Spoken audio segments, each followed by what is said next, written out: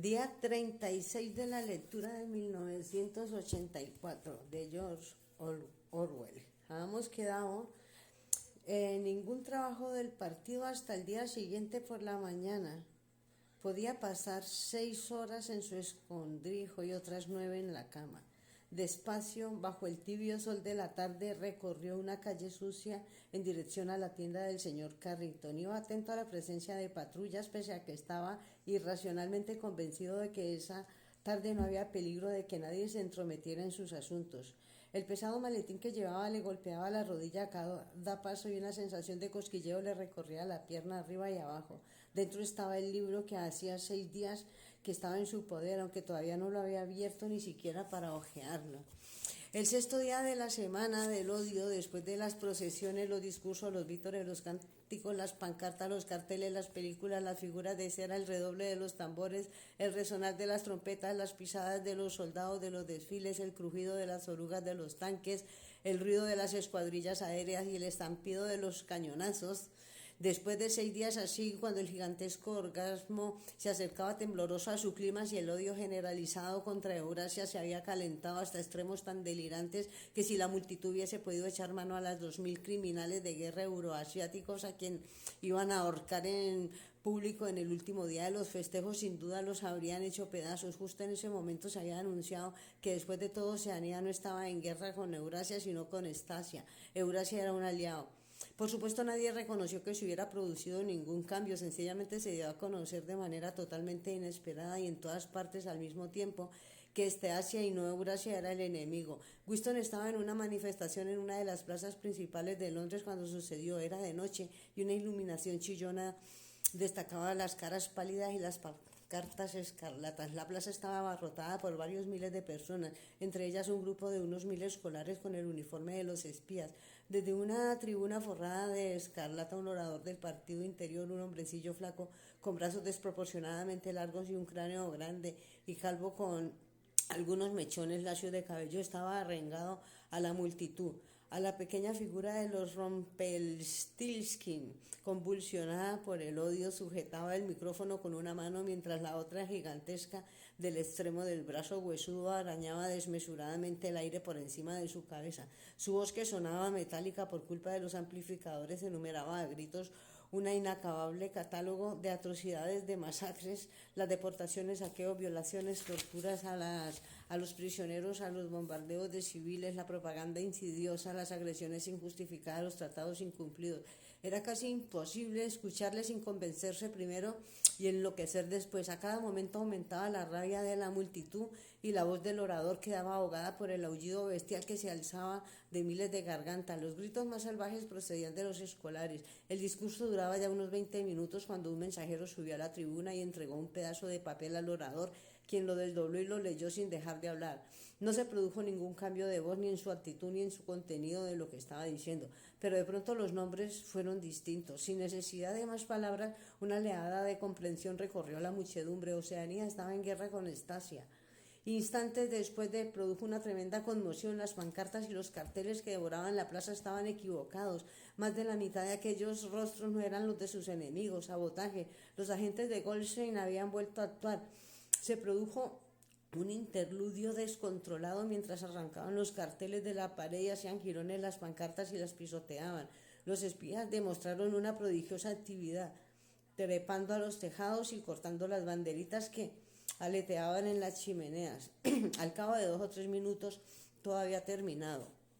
El orador, aferrándose todavía al micrófono, con los hombros encorvados y la mano libre arañando el aire, había proseguido con su discurso. Pasado un minuto, la muchedumbre volvió a emitir sus bestiales rugidos de rabia. El odio continuaba exactamente igual que antes, pero había cambiado de objetivo. Lo que más impresionaba a Winston hacer memoria era que el orador había modificado su discurso a mitad de la frase, y no solo sin hacer una pausa, sino que sin siquiera alterar la sintaxis. Sin embargo, en aquel momento tenía otra cosa en la que pensar. Justo en mitad del alboroto, mientras la gente estaba entretenida rasgando los carteles, un hombre cuyo rostro no había llegado a ver le había golpeado en el hombro y le había dicho: disculpe, creo que se le ha caído el maletín. Winston lo había cogido abstraído sin decir nada. Sabía que pasarían días hasta que estuviese ocasión de mirar en su interior. En cuanto concluyó la manifestación, fui directo al Ministerio de la Verdad, aunque aún no eran las 23 horas. Todo el personal del ministerio había hecho lo mismo. Las órdenes que emitían las telepantallas pidiéndoles que volvieran a sus puestos apenas fueron necesarias. Oceanía estaba en guerra con Estiasia. Oceanía siempre había estado en guerra con Estiasia. Gran parte de la literatura política de los últimos 5 años se había vuelto totalmente caduca. Informes y registros de todas clases, periódicos, libros, panfletos, películas, bandas sonoras, fotografías. Todo había que rectificarlo cuanto antes. Pese a que no se había emitido ninguna directriz, todo el mundo sabía que los jefes del departamento querían que al cabo de una semana no quedara una sola referencia de la guerra con Eurasia o la alianza con Estiasia en ninguna parte. El trabajo era abrumador, tanto más porque los procesos implicados no podían llamarse por su verdadero nombre. Todo el personal del departamento de archivos trabajaba 18 horas diarias robándole 2 o 3 horas al sueño. Subieron colchones de los sótanos, los instalaron en los pasillos, las comidas consistían en el café de la Victoria, los bocadillos que le llevaban con carritos unos empleados del comedor. Cada vez que Winston interrumpía su trabajo para dormir un poco, procuraba dejar la mesa despejada, y cada vez que volvía dolorido y con los ojos legañosos era para descubrir una nueva lluvia de cilindros de papel había cubierto su escritorio, como nieve empujada por la ventisca, hasta casi tapar el aula. Escribe y desparramarse por el suelo, de forma que su primera obligación consistía en amontonarlos de una pulcra pila para disponer de espacio para trabajar. Lo peor de todo era que su labor no era ni mucho menos puramente mecánica.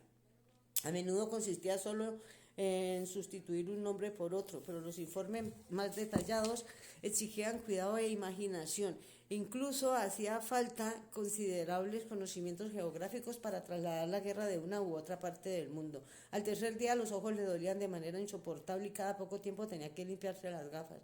Era como si debatiese con una tarea física abrumadora, algo que podías negarte a hacer y que un impulso neurótico te obligaba a terminar. Que él recordara no le habría contrariado lo más mínimo que todas las palabras que murmuraba en el aula escribe y todos los trazos de su tintalápiz fuesen mentiras descaradas. Estaba tan deseoso como cualquier otro funcionario del departamento de que la falsificación fuese perfecta. A la mañana del sexto día la lluvia del cilindro disminuyó. Pasó media hora sin que saliera nada del tubo. Llegó luego otro cilindro y después nada. El trabajo concluyó más o menos en todas partes al mismo tiempo. Un profundo y, por así decirlo, secreto suspiró y recorrió todo el departamento.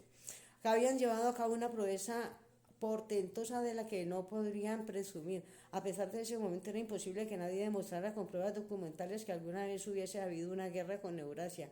A las 12:00 se anunció inesperadamente que todos los trabajadores del ministerio podían tomarse el día libre hasta la mañana siguiente. Winston, cargado todavía con el maletín que había tenido entre las piernas mientras trabajaba y bajo la almohada mientras dormía, volvió a casa, se afeitó y después estuvo a punto de quedarse dormido en la bañera, a pesar de que el agua apenas estaba tibia. Con una especie de crujido voluptuoso de las articulaciones, subió las escaleras que conducían al cuartito de la vivienda del señor Carrington. Estaba cansado, pero ya no se sentía tan soñoliento. Abrió la ventana, encendió el sucio infermillo de aceite y puso a calentar un cazo para preparar el café. Julia llegará enseguida. Entre tanto tenía el libro. Se sentó en el sillón desvencijado y desabrochó las correas del maletín en un volumen negro y grueso, encuadernado por aficionados, sin nombre, sin título en la cubierta. La impresión también era un poco irregular. Las páginas estaban rasgadas por los bordes y se soltaban con facilidad, como si el libro hubiera pasado por muchas manos. La inscripción en la portada decía: Teoría y práctica del colectivismo oligárquico, por Emmanuel Goldstein. Winston empezó a leer. Capítulo 1. La ignorancia es la fuerza. A lo largo de la historia y probablemente desde finales del Neolítico ha habido en el mundo 3 clases de personas: las de clase alta, las de clase media y las de clase baja. Se les ha subdividido de muchas maneras, han ostentado nombres muy diferentes y su número relativo y las actitudes demostradas con los demás han variado de una época a otra. Pero la estructura esencial de la sociedad no se ha modificado nunca. Incluso después de enormes revueltas y de cambios en apariencia irrevocables, ha vuelto a establecerse el mismo orden, igual que un giroscopio siempre vuelve a la posición del equilibrio por más que lo empujemos a un lado y a otro. Los objetivos de estos 3 grupos son totalmente irreconciliables.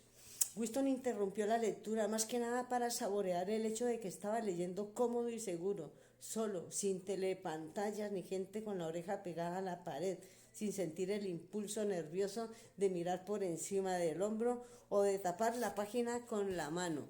Ahí quedamos.